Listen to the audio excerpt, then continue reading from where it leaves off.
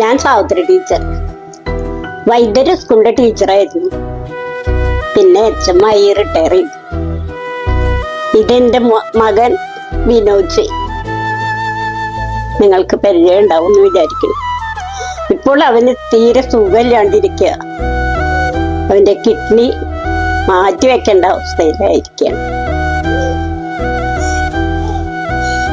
ഞാൻ പഠിപ്പിച്ചിട്ടുള്ളതും പരിചയമുള്ളതുമായ എൻ്റെ കുട്ടികൾ, എൻ്റെ സഹോദരങ്ങൾ, എൻ്റെ ടീച്ചേഴ്സ്, ആ വിദ്യാലയത്തിൽ നിന്ന് പഠിച്ചു പോയിട്ടുള്ള ഇപ്പം മഹാന്മാരായിട്ടുള്ള പല ആളുകളും ഉണ്ട്.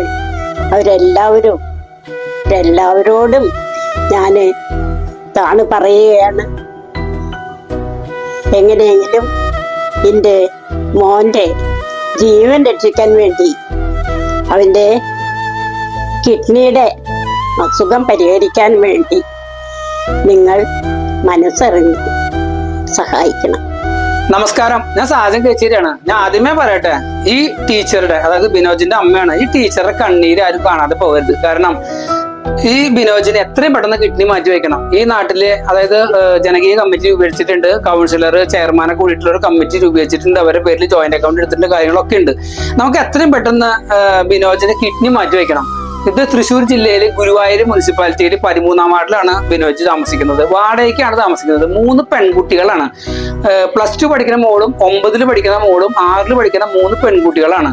ബിനോജ് ഡയാലിസിനൊക്കെ പോകുമ്പോൾ ഒറ്റയ്ക്കാണ് പോവുക. കാരണം വീട്ടിലെ സ്ഥിതി മോശമാണ്. ഡയാലിസിന് പോയിട്ട് രാത്രി 11 മണി 12 മണിക്കാണ്, ചിലപ്പോൾ 3 മണിക്കാണ് ഡയാലിസിസ് കഴിഞ്ഞിട്ട് തിരിച്ചു വരിക. എന്നിട്ട് പിറ്റത്തെ ദിവസം ബിനോജ് ജോലിക്ക് പോകണം. അങ്ങനെയാണ് ബിനോജ് ഇത്തിരി കഷ്ടപ്പെട്ടിട്ട് കുടുംബം നോക്കി ഉണ്ടാക്കുന്നത്. പക്ഷെ ഇനി മുന്നോട്ട് പോകാൻ പറ്റാത്തൊരവസ്ഥയായി. അതുകൊണ്ട് നിങ്ങൾ കാണുന്ന ആളുകൾ മാക്സിമം കഴിയാവുന്ന ഒരു തുക കൊടുത്ത് സഹായിക്കണം. പിന്നെ ഈ വീഡിയോ മാക്സിമം ആളുകൾക്ക് എത്തിക്കണം.